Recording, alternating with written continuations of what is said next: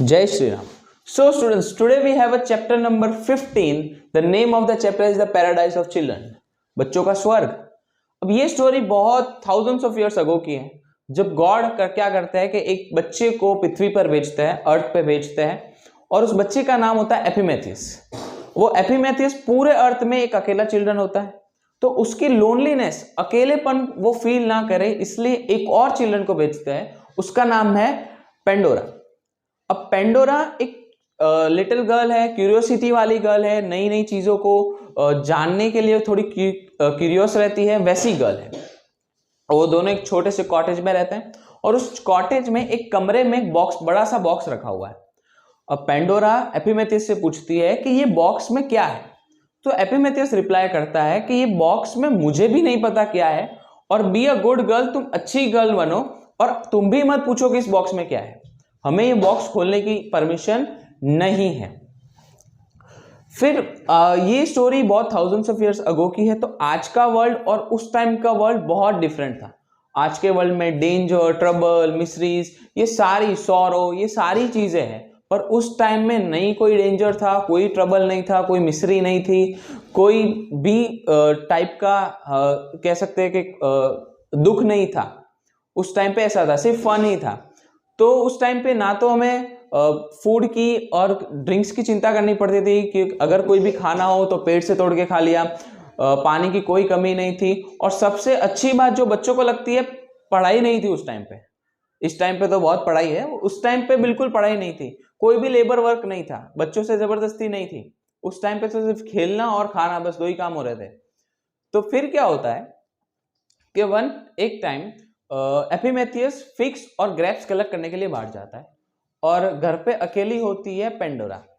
Pandora को curiosity होती है और कमरे में बॉक्स रखा होता है, उस कमरे के नीचे से देखती है, मतलब डोर के नीचे से देखती है, और वो देखती है कि बॉक्स बहुत चमक रहा है.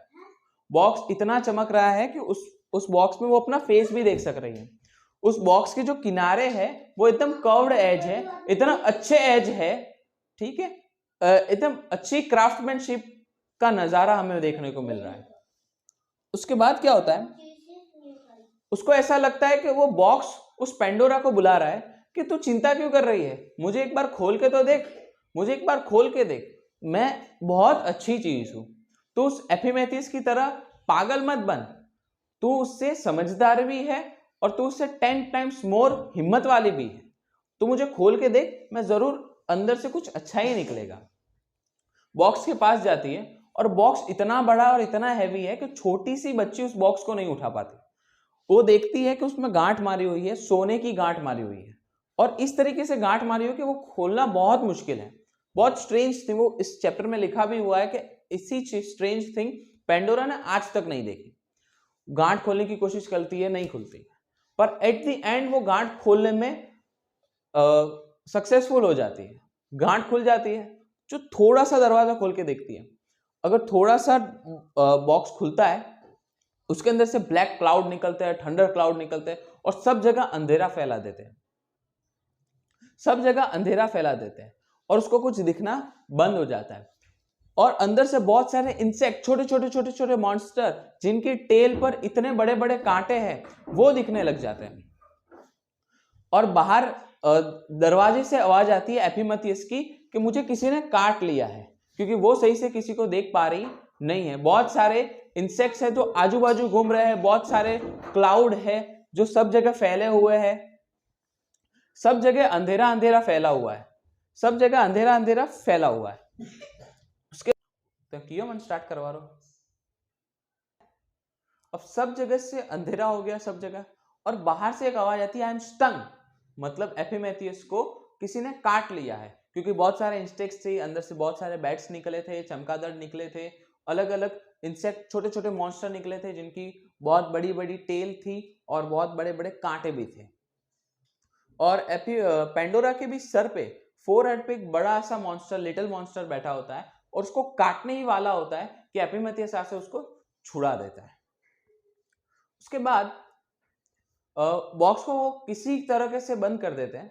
बॉक्स को बंद करने के बाद थोड़ी देर बाद जो बॉक्स के अंदर से चीजें निकली थी वो थी सॉरो, डेंजर, ट्रबल, आज के जितने भी सारे दुख दर्द है वो सारे उस बॉक्स में से निकले थे। 150 डिजीज उसके अंदर से निकली थी, बॉक्स के अंदर से, जो कि आज के वर्ल्ड में हम सब फेस कर रहे हैं वो सारी डिजीज को। थोड़ी देर बाद उस बॉक्स, थोड़ा सा वो बॉक्स खुलता है और बॉक्स के अंदर से आवाज आती है कि मुझे खोल के देखो।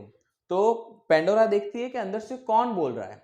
तो अंदर से वो एक छोटी सी, कह सकते हैं परी जैसी होती है, वो बोलती है कि मुझे खोल के देखो, मुझे बाहर निकाल के देखो, मैं तुम्हारे सारे जो डेंजर है उसको मिटा दूंगी।